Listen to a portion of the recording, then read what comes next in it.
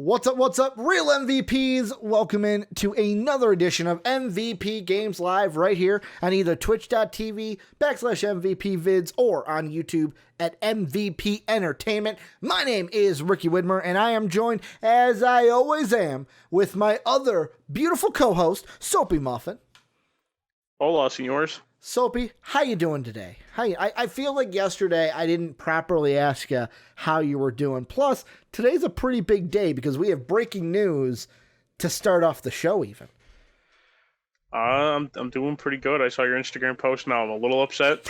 I had to leave just to leave a little bit of a comment on it. I mean, just because I'm eating the one of the best pizzas in the world. No, you're eating a Red Bull. Hates in it. No, I'm eating pizza. You are eating an inflatable kiddie pool that's made out of dough. I even asked my mom. I was like, hey, we've had a little bit of a debate. They're saying deep dish ain't pizza. And even she said deep dish is definitely pizza. Yeah. Also, notice where she's from. Oh, I know. Chicago. Oh, I know. Notice how everyone else in the Discord that said no, it ain't pizza. Notice where they're from. It's pizza. That's Chicago. It's pizza. But we gotta. I wonder. It is pizza. Let us know what you guys know down below in the description of how right it is that deep dish is pizza. But we got a jam-packed It's an inflatable pool. Today. We are talking about Call of Duty 2020. We got the official name for it. I can now call it Black Ops Cold War. And we're going to be talking about the trailer they dropped today. Plus, we're going to be talking about it next Wednesday because we got a full reveal coming on the 26th. I am pumped for it. We got much more Xbox news, some Mega Man making the show, and of course, the return of Shorty But A Goodie. But before we get into everything, a little bit of housekeeping for you. First off, our Discord is now open to everybody. The link will be put into Twitch chat. Just !Discord to get that link to join on YouTube. That link is down below in the description. Also, these will be coming to podcast services eventually. Thank you for your patience on that. Patreon.com/MVPvids is how you help support us. And thank you to our Patreon producer, Pat Hill. But that is all the housekeeping we have for today. Wait, just hold up. Did you say we did a second one? We did, but so what I'm doing is it's going to be he will start. I want his reveal to be great, and I want him to get the 2 shows in a day. So his will start tomorrow. Okay. So there's your tease. We will have another Patreon producer tomorrow. But thank you to Pat and thank you to our mystery Patreon producer. Also, you know who you are. But I think that's all I had for housekeeping. I forgot how many I had on sports. I think that's all the housekeeping we have for today. But let's get into the show. And we are starting off soaps by talking about some Call of Duty, not 2020. We're talking Call of Duty Black Ops Cold War. There was a video posted on the COD YouTube page that said, know your history. I am going to read an article from Austin Goslin at Polygon. It said, Treyarch's next installment in the Call of Duty franchise is a return to familiar territory. Earlier today, the developer released the first teaser trailer for Call of Duty Black Ops Cold War. The teaser, first discovered by Charlie Intel, is made up entirely of newsreels and historical footage, likely providing a background for the game's plot. The trailer itself is heavy on the Cold War intrigue and introduces players to a Soviet spy, codename Perseus. According to the teaser and some light Googling, Perseus was never caught and infiltrated deeply into some of the most secretive U.S. defense institutions in order to give the USSR an edge in the global arms race. The trailer centers around an actual television interview with KGB defector Yuri Bezmenov, who describes the slow and careful ways the Soviet Union was working to undermine the United States. Bezmenov, a former Soviet journalist who became a prominent anti-communist author and speaker in the West after his defection, explains that the Soviet Union had a careful, decades-long plan to infiltrate and destabilize America. Soapy, I'm just going to ask you. They also said at the end of the trailer, worldwide reveal, August 26th. So even next Wednesday, we will be having a COD Wednesday here on Games Live. But I just got to ask you to start it off. What are you thinking after seeing this teaser trailer? I'm happy that it's not going to be like alternate history type stuff, that it's actually just straight up actual history. Mm-hmm. And also, we're basically getting conspiracy theories, which, oh boy, I love diving into conspiracy theories. Could it still be alternate history? I mean, it's basing it off of like an actual event. So it's basing it off an actual event, but throughout the plot, is it going to follow exactly what happened through history? Or is there going to be a twist or a turn here to where, hey, things in this Cold War escalate a little bit more than what happened in real life? I think it's going to fall more with history. I think it would be... If they were going with alternate history, they may have... I think they would have taken a different approach to this trailer. Mm-hmm. I don't think they would have just shown, the guy talking about the plan to dismantle America and all that fun stuff. I think it would have probably, they would have made, fake news broadcasts and shit like that during it. Yeah. I will say, though, this trailer really hit close to home. I know it was a game trailer, but I couldn't help but watch. It was the part of the trailer where he explains that there's 4 stages to the plan that will eventually lead to normalization. And he's listing off all these things. And there's a part of me that's we're talking about a video game still, right? We're still talking about Call of Duty, because I'm like, oh shit, a lot of this might be going on right now in the world with the United States. But with this game, I'm interested to see what they are going to release next Wednesday, because this is obviously, it's a teaser. It's supposed to get you pumped, which it obviously has for both me, you, even Dave. Before we came on, Dave was like, they always do, it was the classic, they always do this. When I think I'm out, they pull me back in. That's how Dave's even feeling now, because he's like, shit, I may have to buy this Call of Duty game when it comes out in November. But there's a part of me that even is so I'm thinking about this in my head. Are we going to have Warzone in this game, do you think? A modified Warzone that, is more Cold War centric rather than what we see now? Or are they just going to leave Warfare for the Modern Warfare? Or Warzone for the Modern Warfare? I'm pretty sure they've said before that Warzone's going to transfer over. Mm-hmm.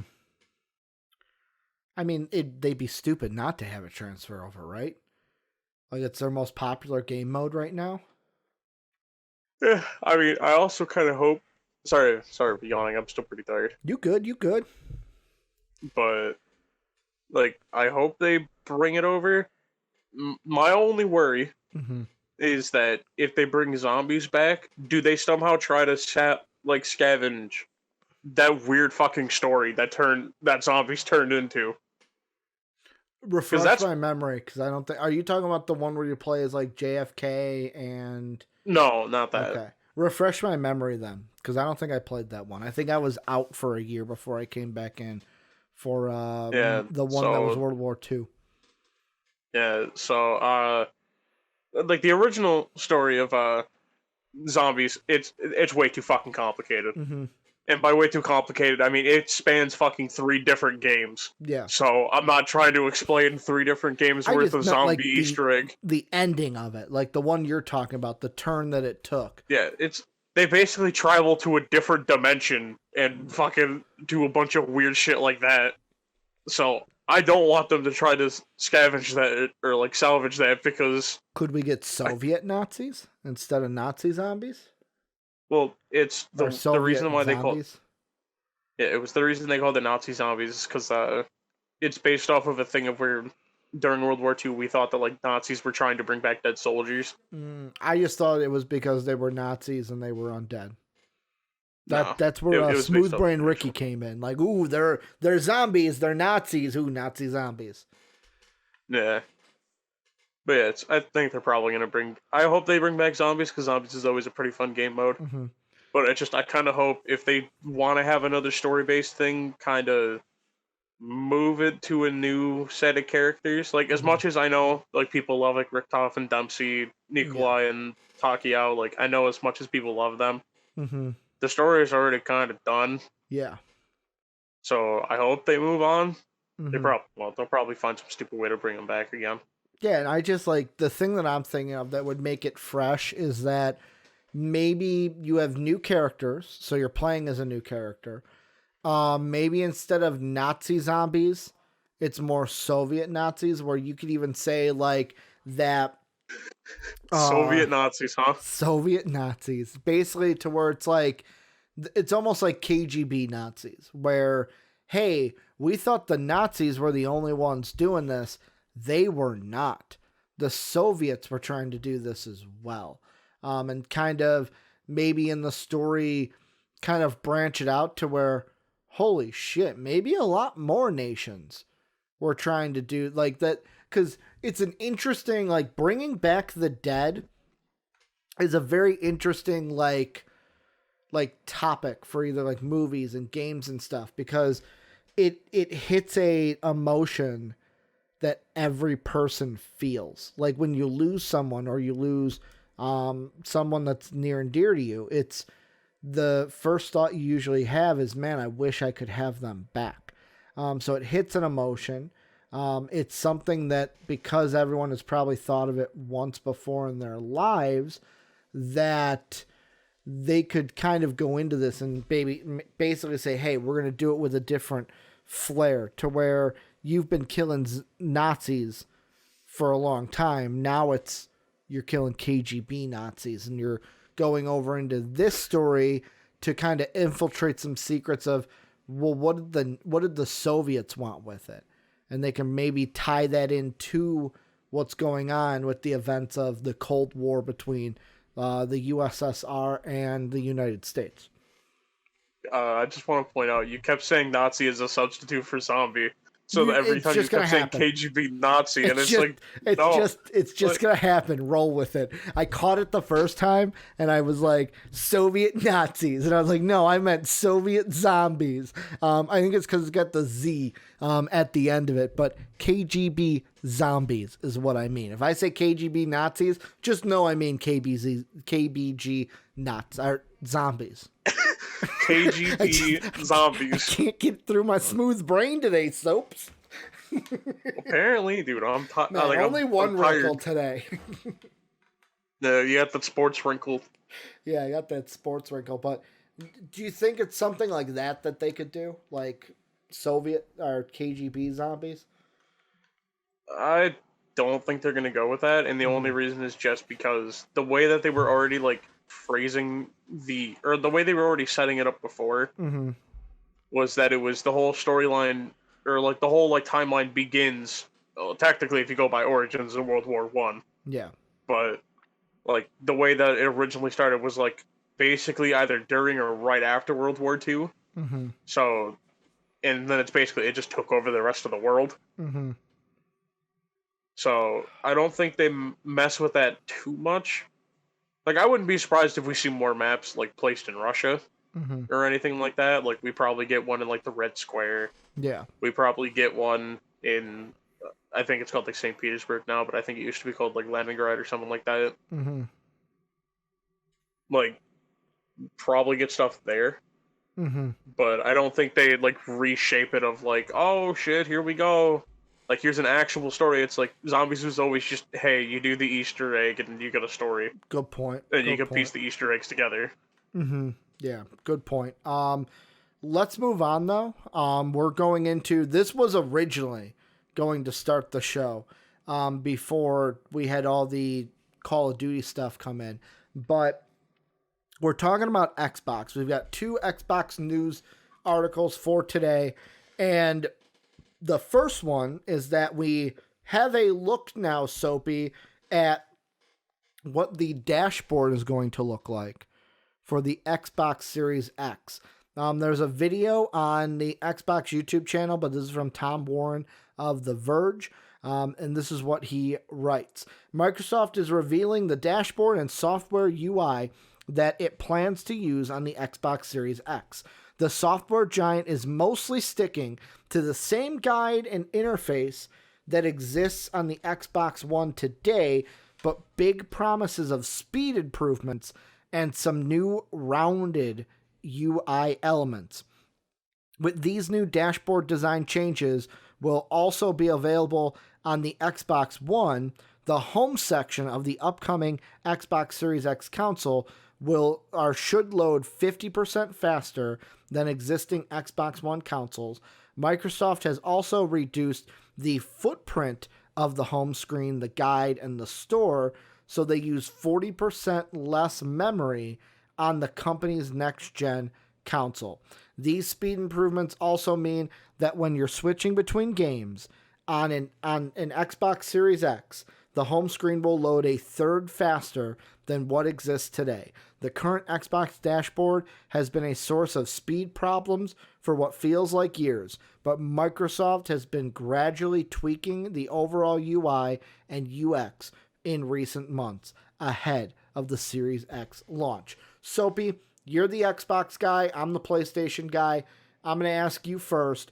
When it comes to these speed improvements and kind of reworking some of the dashboard, what is your thought with this heading into the Series X? Fucking finally, dude. The Xbox's menu sucks. Uh-huh. Like, it's clunky as hell. Mm-hmm. Like, they've changed it, or at least in the time period of the Xbox One, they've changed it like 6 times, and it gets worse every time. And it's like, I understand what they're trying to do with it, but just, it's clunky, it barely works, and when it does work, it takes like 4 years for you to get to where you're trying to go. Mm-hmm. So, I'm happy with the changes they made. Also, I just randomly want to point out as well in the video, when they're showing like the people who work there. Yeah. I love that someone said, I didn't know Elijah Wood, the report of the week, and who the fuck was the other person that someone said all worked at Microsoft? So a little bit of a funny thing I saw from the comments in that trailer. Mm-hmm. Because you're saying one of them looks like Elijah Wood. Yeah. Oh yeah. And the other one was like Eric Snowden, or okay, or like Edwin Snowden or something like that. Isn't he like an informant basically that's like in trouble with the government and shit? Yeah. Well, because he's the guy who basically let everyone know that the government spies on you. Yeah. But yeah, I'm happy that they're changing it. Mm-hmm. Also, I'm worried that Microsoft's going to be like, nope, don't work, and then change it again, and then it's just not going to be good afterwards. So me not being a Microsoft guy, I don't know. Like, you speak from experience. With me, I speak from my PlayStation experience of I've never had on the PlayStation a problem with the home screen or the UI. It's been like really fast to like scroll through everything. It's got I think the hardest thing to find for me is like whenever I need to go to the store, just finding like what tile it is. Usually I go the wrong way, but it's like, it's super easy. Like you slide to one side, the tier above is where you have all your like friends and network and notification stuff. And the thing I worry about with Xbox here, and I think you kind of harped on it a little bit at the end of your thought, is that I hope this isn't like an empty promise kind of thing where you mentioned where, oh, nope, don't work, and then they tweak it.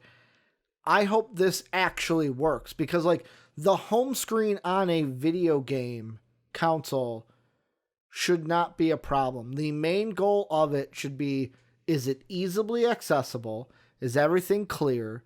And does it get you to the game? Like, that's it. That's all it should do. I know the store is going to be a big thing because they want to make money, and that's where they make money. So, and plus with everything going as digital as it's been, the store is more vital than it's ever been. So like it should be clear enough to where you can see games stored, everything that you need. And like it should just work to where it's like, hey, let's get you into the game as quickly as possible. I know we're not all the way back where we used to be, where it used to be like it felt like 10-minute load screens on old fucking, like I remember like the PlayStation 1, some of those load screens fucking sucked. But yeah, I'm hoping that it's quick, it's a good, like that it actually happens, and that it doesn't, like my worst fear would be people get the Xbox Series X, it doesn't work, and then that's when what you said comes in, and they have to rework it and just make it worse. Yeah, and it's like this guy pointed out, it's PlayStation menus, like there are problems with it, but like it's much smoother than Xbox's. Yeah, because like even in that, it's not like perfect. Yeah, because the problem with Xbox's menu is like it works, but it works in such a weird way. Like it's the same thing with like when I've used the PlayStation menus, I didn't know where the hell I didn't know like what I was doing. And then, for instance, I feel it's kind of just how it works. Like if you go from one console to another, of where, for instance, if I sat here and went to PlayStation, I'd have no idea. If you went to Xbox, you'd have no idea. Yeah. It's just the only benefit Xbox has is they just have like these giant block letters that say store, home. Yeah. It's like, okay, cool. I'm pretty sure like Helen Keller could find her way around in this menu. It's just she wouldn't know where the fuck to go half the time. Or like, okay, so one of the things on PlayStation that really gives me a problem, I figured it out as I was thinking about it, is the library. Where after I buy a game, if I don't download it immediately because of like hard drive space or something, I don't use the library enough to where it's like, oh shit, where is this? Where do I find this old, like, where do I find my purchase game? Like that's the thing. And it wasn't the store or it was the library. But yeah, it should just be easy. Like, here's store, here's game, here's that, and it should load quickly. And I'm hoping next gen gives us that quickness. But I kind of hope there's no launch day problems. But usually there's launch day problems with anything. Nothing's perfect when you put it out. There always needs to be changes. Yeah, and that's something that I really, once again, hope for. Like, obviously, it's a lot of people do need to go into the next gen consoles with the expectation of like, and I know it sounds like we've like dumbed down our expectations so much of like we expect it not to work, but at the same time, it's also like when you see older games, and I've seen people pull the, oh, back in my day, the games used to work when we bought them. It's like, okay, yeah, your games also took like maybe a month to make. And that's where Soapy hits him with a swift, okay, boomer. Yeah, that's when I slide in a little bit of an okay boomer. I get like halfway in, and then they're just like, actually, I'm a millennial. and then that's when that whole argument goes to the shit show. Basically me, where I have some boomer takes, but I'm a millennial. Yeah. But yeah, it's... Oh, go ahead. I didn't know you had more to say. But no, it's basically just... That's why I get really annoyed when a lot of people do the whole, like, oh, games used to work when they came out when I was younger. It's like, well, yeah, because the gaming industry made nowhere near as much money and games weren't pumped out like a fucking conveyor belt. Did they, though? Did they? Like, yeah. I still remember where, like, I know it's, like, minor stuff, but I remember, like, the cartridges where it's like, shit, it's not working. Here, fucking blow into it. See if that works. And every give it a time good blow and see if it works. Of course, it's something as simple as, hey, it's fucking dusty. And that blow kind of got it out. But, like, this guy in Twitch chat got me thinking. I remember on the old PlayStation 2s where sometimes when the system got older, it would get locked on the loading screen to where you'd basically have to restart your thing and be like, well, I hope the game loads this time, or else I'm SOL. It's basically you have to sit there and turn it on and off over and over again until you see the fucking logo. Yeah, basically. Because I remember that's what I used to have to do with the Game Boy. Yes. Yep. Game Boy had those problems as well. DS had it a little bit. Yeah. DS is where I kind of got out of the whole handheld thing. I had Game Boy. Game Boy Color was really the first one. Like I had a Game Boy, but I didn't really use it. Game Boy Color, I used that shit a lot because of fucking Pokemon and shit. Then it was the Game Boy Advance, and then the SD, which was the one that kind of opened like a cell phone that I thought was really fucking cool. Man, dude, notice how you didn't even list the PSP, dude. What a casual. I never so here's the thing. Am I a true PlayStation fan for not having or playing a PSP? No, you dodged a fucking bullet because that thing sucked. Because there are hardcore PSP fans that I did not know existed that were upset when the PlayStation Portable, is that what it stands for? Yeah, PlayStation Portable got canceled. But let's move on from Xbox into kind of a different Xbox topic and more of Halo than Xbox. So this is coming from Video Game Chronicle. This is from Andy Robinson. And it says, Halo Infinite's delay was allegedly partly due to TV show distraction and heavy outsourcing. The article says that's according... So distractions caused by Halo TV series and a higher than usual amount of outsourced development contributed to Halo Infinite's delay. That's according to a new report from Thurrott, which investigates the Xbox Series X title's turbulent development history via anonymous development sources. The publication notes that building a console launch game is already a challenging task, especially considering Halo Infinite's Slip Space engine has been built from scratch for the project. However, it puts a particular focus on Infinite's outsourced development strategy. Outsourcing is very common for any AAA project as large as Halo, but according to Thurrott sources, 343 was creating even more content and externally than usual. Later on, it says... one Thurrott source reportedly pointed that the production of the Halo TV series for Showtime as a significant distraction for 343's management. According to the publication, the in-development TV project is oftentimes taking their priority instead of focusing on making sure development progress is on the right path to reaching its targeted deadline. Soapy, you being the Xbox guy, I'm going to ask you, you sighed while I was reading it, so that means Soapy's probably upset. Well, no, it's because you keep saying the company's name wrong. It's not 343, it's 343. Oh, 343. Well, I read 343. Yeah, and also at first you said 343. I'm like, what the fuck is 343? 343. Yeah, it's 343 Industries. Like, no, I'm not mad at Halo. I'm mad at you, you big dum-dum. Yeah, because even like whenever they have like press conferences or anything, like they always fucking emphasize it's the 343, not 343 Industries. But that's fine. I'll give you a little bit of a pass. Yeah, and hey, smooth brain Ricky today. I haven't been on all my cylinders. Maybe tomorrow will be a better day. But you being the Halo fan, what's your reaction to this news from the Thurrott report?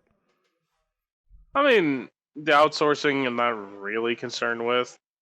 It's mostly because like they're probably... I'm not too familiar with outsourcing stuff in the gaming industry, so like they may be looking for like people to make external models or something like that. So like that's fine, I guess. The TV show does kind of confuse me a little bit. So like, is that basically just confirming 343 is making the TV show? Or are they like heavily evolved in it? Apparently they are. Apparently they're overseeing both the 343 is seeing the projects of both the TV series and the game. Okay, cool. All right. Yeah. So, I mean, it doesn't really concern me that much. I mean, obviously, do I wish they'd put like primary focus on the game? Yeah. But am I going to be like raising my pitchfork and torch and being like, no, TV show bad TV show? No, I'm not going to care. It's, TV show can do whatever it wants to do. And whenever they decide to release Halo Infinite, they can release it. Do you still hear me? Yeah, my mom texted me. Okay. Uh, Okay, I had so to make sure. just a little bit of inside stuff is while I was talking, my microphone is weird to where sometimes on Discord and shit, like my microphone doesn't pick up stuff that goes across to you, but like I can hear everything. So my mom was having a conversation on the phone, and I just texted her. I was like, "Hey, so you know, I can hear you. So if you don't want to be broadcasted to the masses, I just wanted to let you know." So I was responding to her. But Okay. the thing for me is, I mean, I kind of want to get the pitchforks out, and I feel like this article is made to get the pitchforks out, because really it comes down to one of two things. What is more important? Like you said, the outsourcing doesn't really bother me.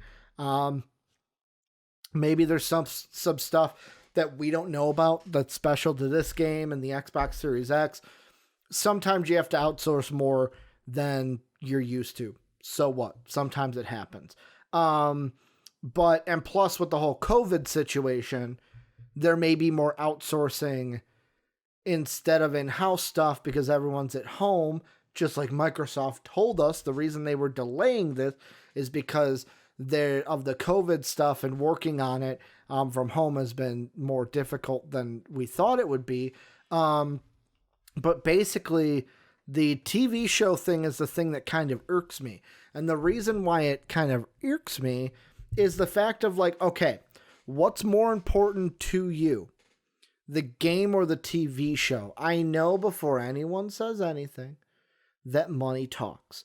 Which is going to pull in more money? The game or the TV show? They've probably spent some money already, them and Showtime. Like, they're probably getting paid from Showtime for the show, but Showtime's probably on them of like, hey, we're paying you, like the show better get done and stuff. So they probably got that stress from Showtime. But what's more important, the game or the show? And there's a part of me as a gamer that's like, shouldn't Halo be the prime directive? Like, yes, I know there's a plan for a show. I know that COVID fucked up a lot of filming and everything, but trying to get this game out for next gen should be the main goal. And I'm not talking like a, hey, this could have avoided it from being delayed, as my dog's like angry about it as well, so he wants to get his opinion on the Halo Infinite delay. But it's like, it's not gonna, I don't think it was gonna save it from being delayed, but it's just a fact of like, where are your priorities is more where I'm at here. Is the priority more on the TV show, or is the priority more on Halo Infinite? Yeah, and I mean, it mostly just depends, because like you said, money talks. I think in the grand scheme of things, the TV show, if it does well, it'll make more money.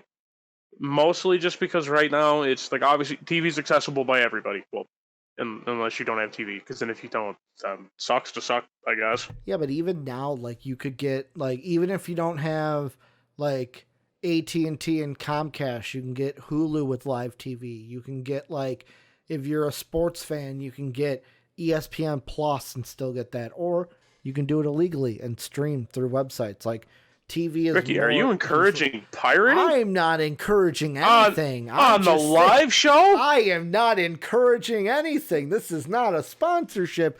I'm just saying people do it. But like, TV is more easily accessible than video games, I would say. Like, yeah, you can torrent a video game, but it's not as easy as the TV side, I would say, because of all the sources and all the media of TV that's out there. Yeah, so I think it's going to really depend on like how much they got paid from that, but it also may be of like, they may not, like, what I feel like what they may be doing with the TV show is primarily focusing on that, because they may have a good amount of Halo Infinite done, and they're like, okay, COVID really set us back with the TV show. We need to get this stuff finished. And I think that's what it may be. Like, obviously, 343 Industries isn't really a super huge game developer. So I think them taking on both projects was a little strange to me. Mm-hmm. But I think, I mean, obviously, besides Halo Infinite getting delayed, Mm-hmm. like, I think so far they've done okay. Yeah. So, But also, like, I think the reason for the delay was COVID and making sure the game is a full game that comes out and not like done in parts and isn't like, I don't think the TV show had enough of an impact to delay the game.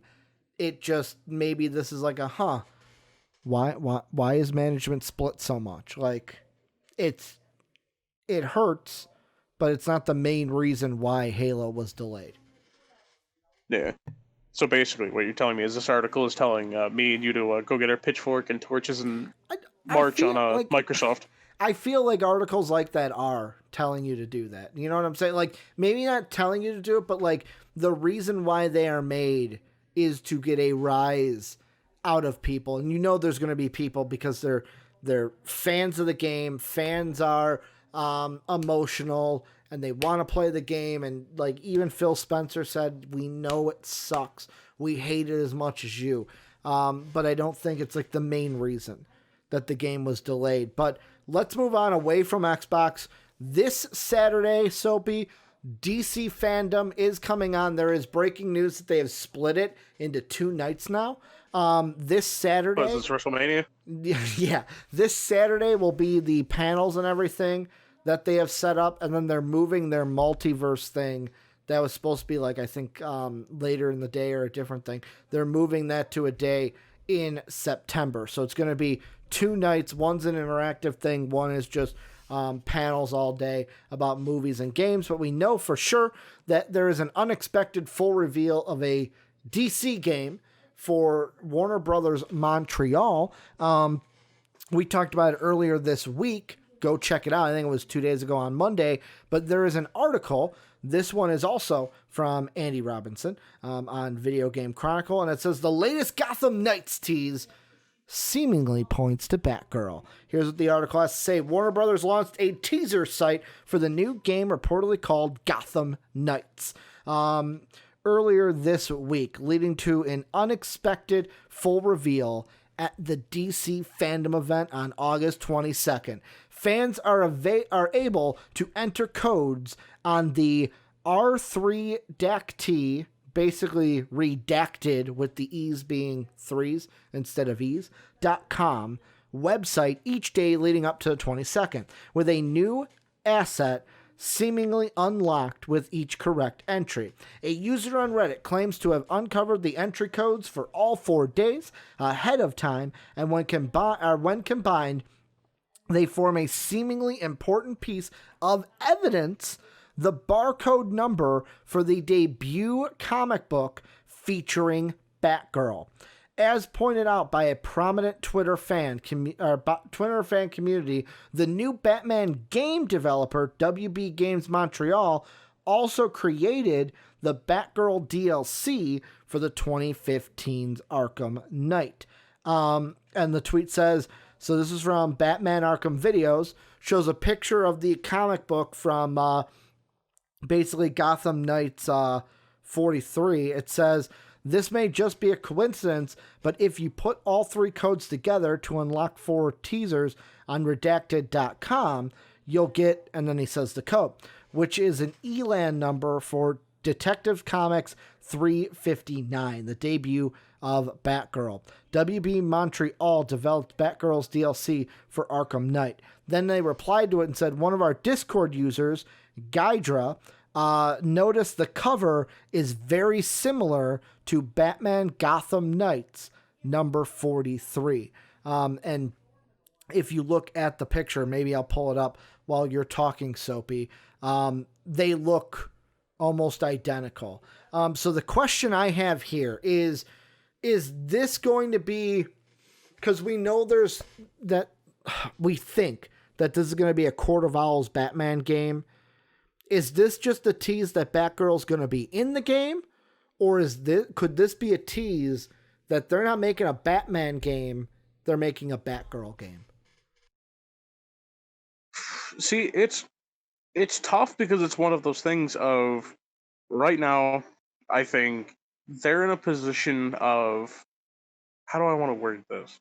They're in a position of oh, like, do we stick to the tried true Batman, like that everyone's kind of come to expect out of our studio, or do they kind of sit here and be like, you know what, let's throw a curveball at them? I don't even like baseball, but let's throw a curveball at them, and then boom, with that being Batgirl. So I think it's an interesting way to go about it, but I think at the same time, I don't want to say like, oh, I'm kind of mad because it's not a Batman game, but like I'm interested to see it, if that makes sense. Yeah, and for me, I have the same thought. And on the screen for everyone, I'm putting up the 2 images.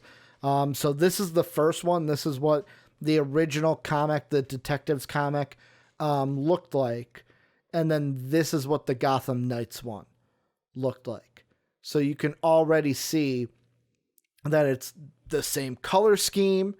We have the Batman sign on the floor.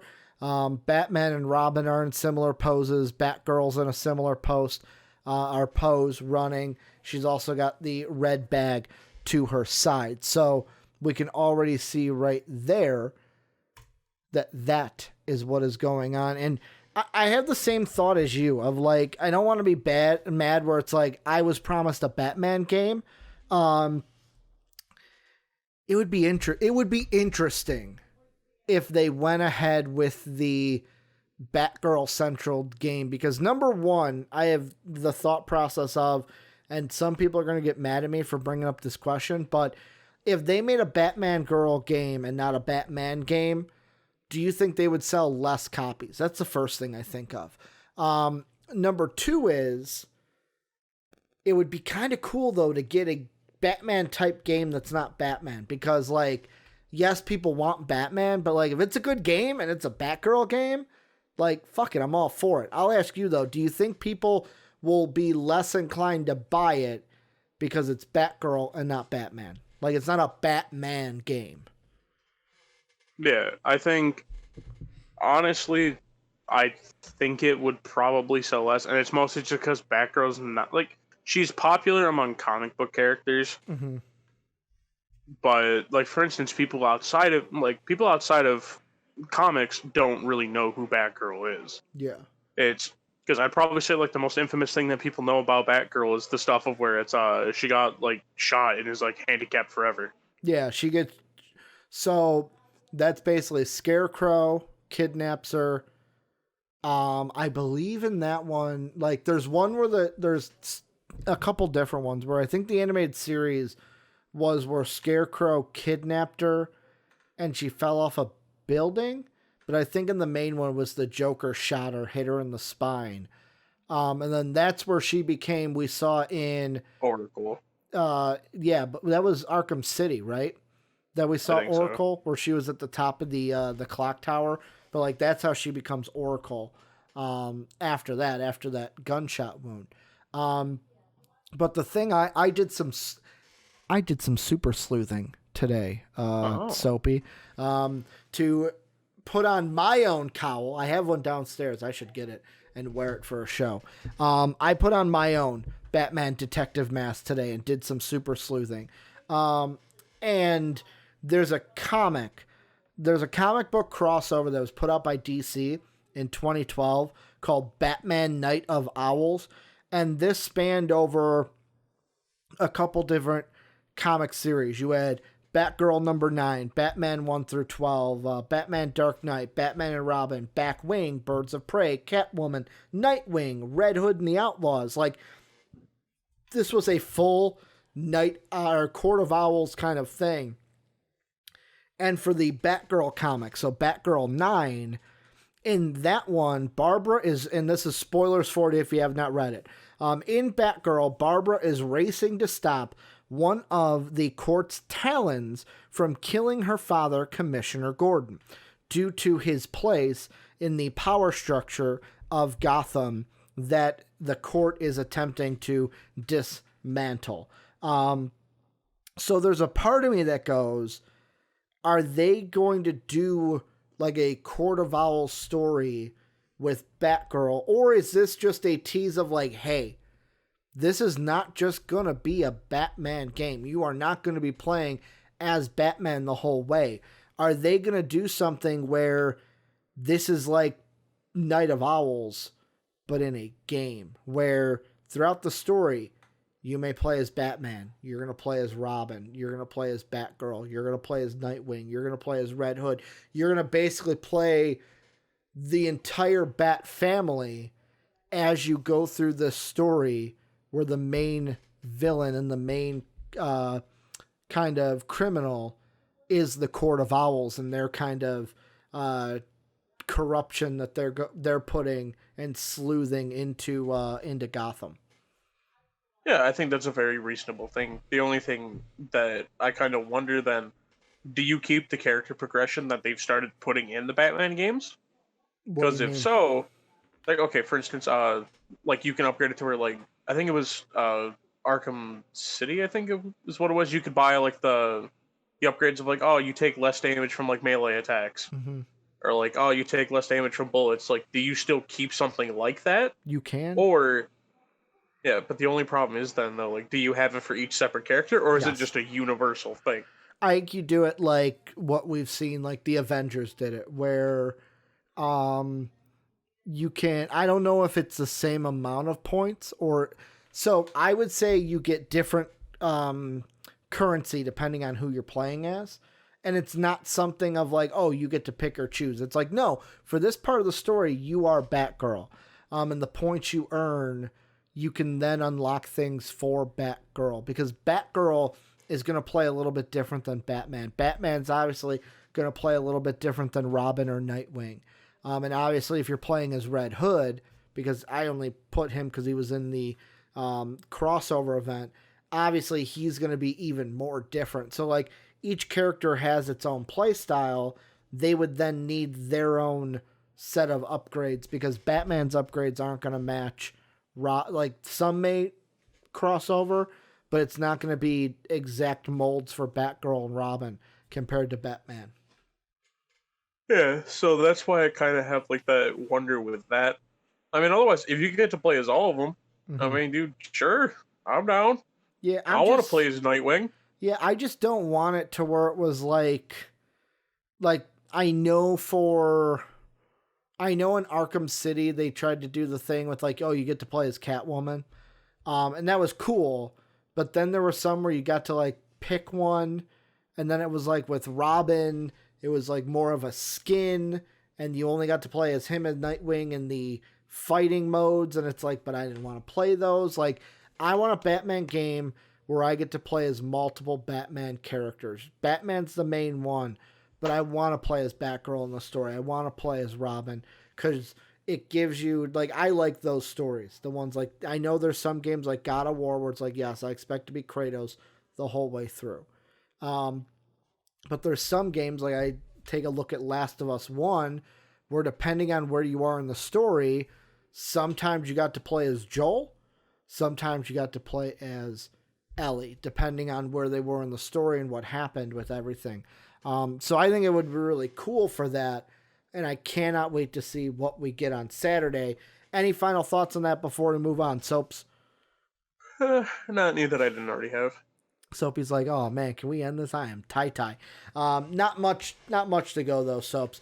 We're gonna go into a segment we always do. We only got 2 of them for today, so Shorty But A Goodie are 2 shorties, but they're goodies.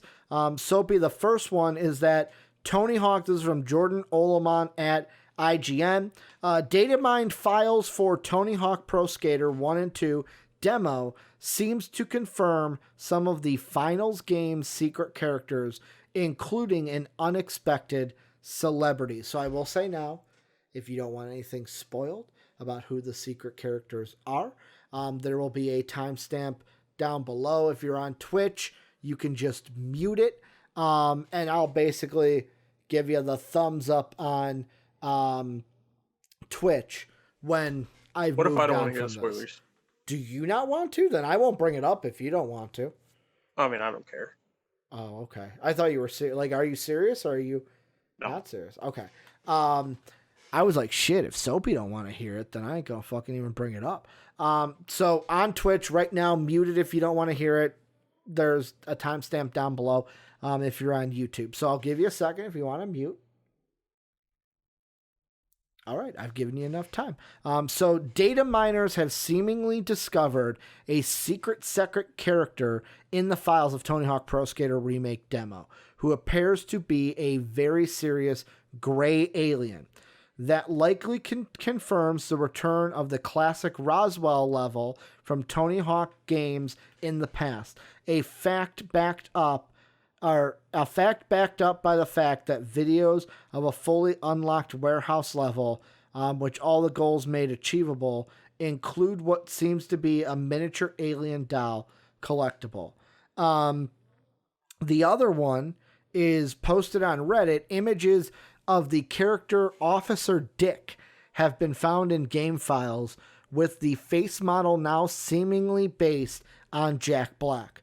Officer Dick appeared in the original Tony Hawk Pro Skater games and later in the 2012 HD remake as a secret skater. Suggesting Jack Black may be unlockable in the remake when certain criteria have been filled. Soapy, just very quickly, Officer Dick's a throwback, the alien's a throwback, but how cool do you think it is if you're able to unlock Jack Black in Tony Hawk in the Tony Hawk remake? Like, because that's cool and all. I just want to know, do we count the fucking Roswell alien as a celebrity now? No. The celebrity's Jack Black. The two secret characters are Officer Dick and the alien. Well, because like what the thing I saw in the thing was it just says 1 to 2, and then it says suggest unexpected celebrity. I thought it said like cameos, and I'm like, do we count the fucking Roswell alien as a celebrity now? Fuck yeah, man! He's a fucking celebrity. He's always been a celebrity. Yeah, the fucking person we don't even know if it's real or not. Yeah, that's a fucking real big celebrity there. Mm-hmm. But I mean, that'd be kind of cool if you could play as Jack Black. Jack Black's just a really cool guy. His kid's a little bit asshole, but he's cool. So Soapy's got strong opinions about Jack Black's kid. Well, because the one time we saw him in a fucking video, his kid was just being a fucking douche canoe. Oh, are you talking about on his YouTube channel? I think so. It was either his YouTube channel or it was an interview he did. His kid was just being an asshole the whole time. His dad's answering a question. He's like, "Dad, shut the fuck up." It's like you never get a chance to tell your dad to shut up. Your dad's fucking Jack Black. He can talk as long as he wants. Your dad is one of the best mans on the planet, son. You learn you're basically the Rock. You shut your mouth and you know your role. Yeah, it's the one video. I won't repeat the language because strong language. Yeah. But You know the one I'm talking about. Yeah, I know that one. The other story. I don't know if that's sarcastic or not. Oh, no, I do. I think I have a feeling of the one you're talking about. Remember to do the thing to tell people to on the topic. Mm-hmm. We're gonna stop it right there. But the other one, I'll give the thumbs up for people on Twitch. Yeah, give the little thumbs up. The other one is that Sega says it will aggressively pursue PC ports following Persona 4's Steam success.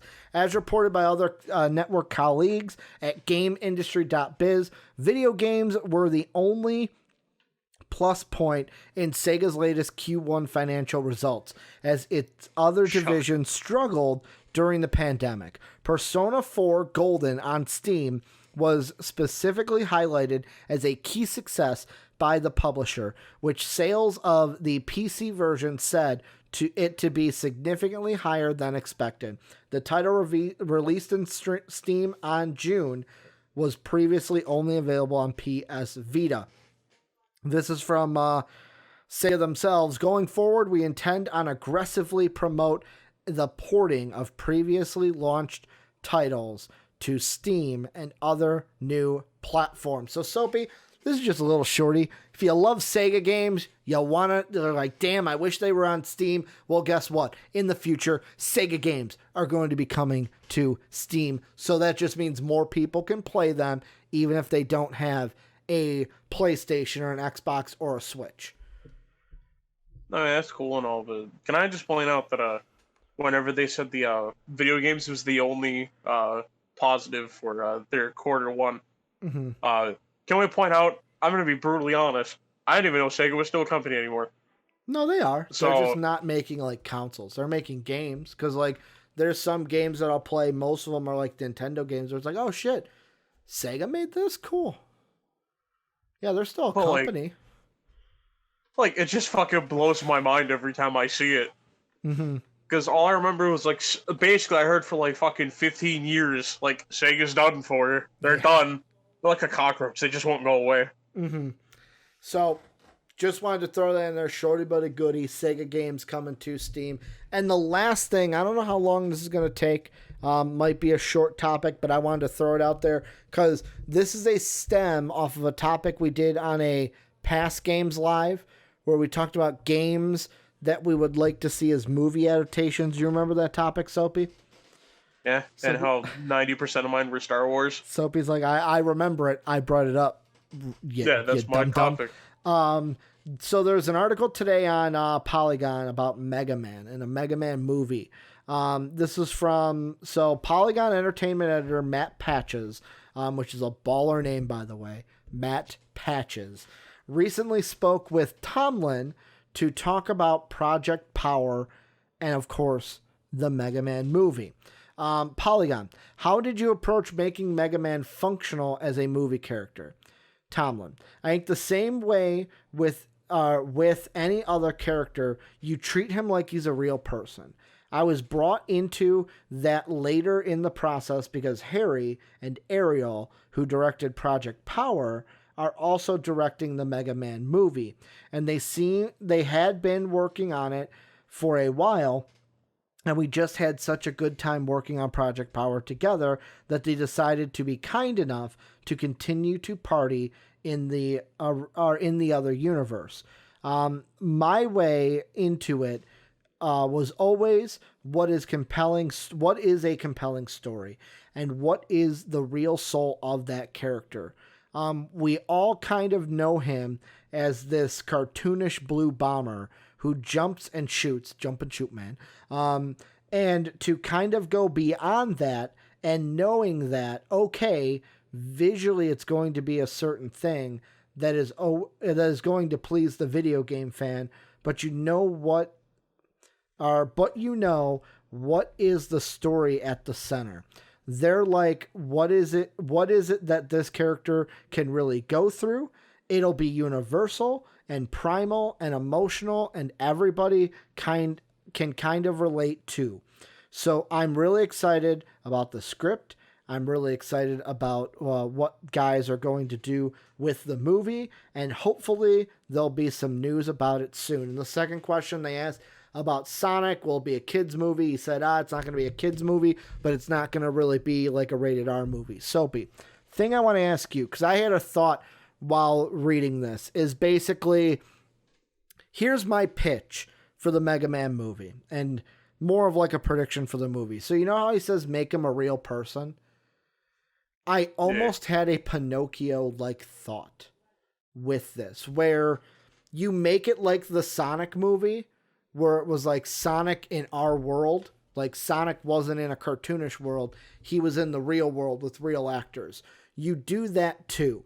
And you basically make it to where, like, I don't know if you do the whole thing of like Mega Man was created in his own world and then gets thrown into ours. I just do it to where it's kind of like Mega Man is created by a scientist, and it's like the story behind it is kind of related to Pinocchio, where he is created by Dr. Wily, who you could just say is a scientist in the real world. And it's basically the center of Pinocchio, where I'm not a real boy, but I want to feel like a real boy kind of a situation. I want to be a real person.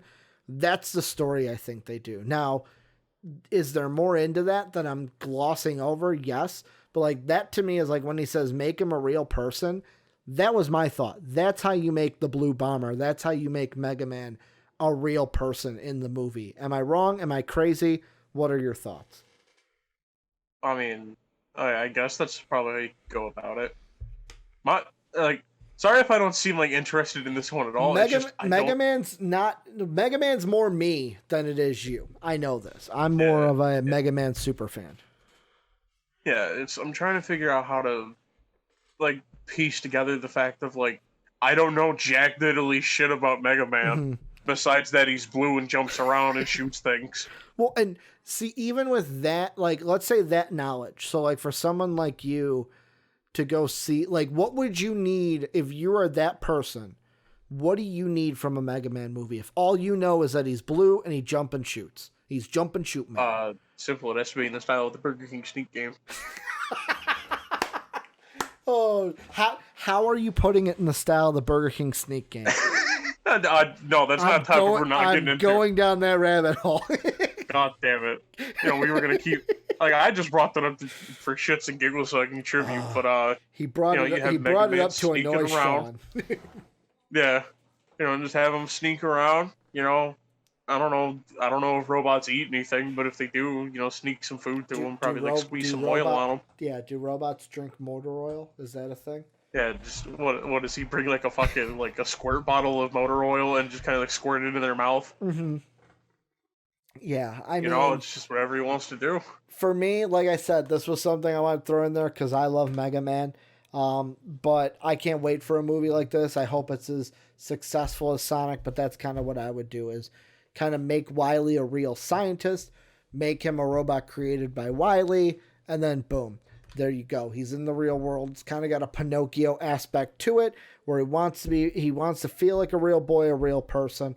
But he's not. He's a robot. But at the end, like you can have the whole like kind of emotional moment where it runs off because they're sad and then they got to come back and join up with the people they love to save the world, kind of a situation.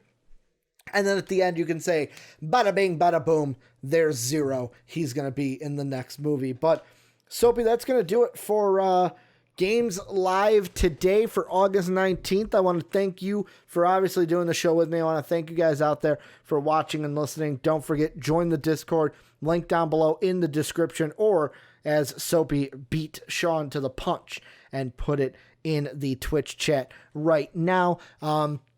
These will eventually be on podcast services around the world. Thank you for your patience on that. And then also patreon.com/MVP vids to help support the channel, help support the video. Remember, if you're on Twitch, you can always catch these episodes on MVP Entertainment if you ever miss one. And if you're on YouTube right now, MVP Entertainment, twitch.tv/MVP vids is where we do this each and every Monday through Friday around 5:30 to 6 o'clock Central Time, immediately after MVP Sports Live ends. But that is going to do it for today. We will be back tomorrow with more sports news, or not sports news. I'm thinking Sports Live, with more games news. Today has been a day. I will definitely be better tomorrow, but we'll be back tomorrow, Soapy and I, before we do our stream for the NBA Draft Lottery. But as always, have a good day, everyone, and thanks for watching. Bye.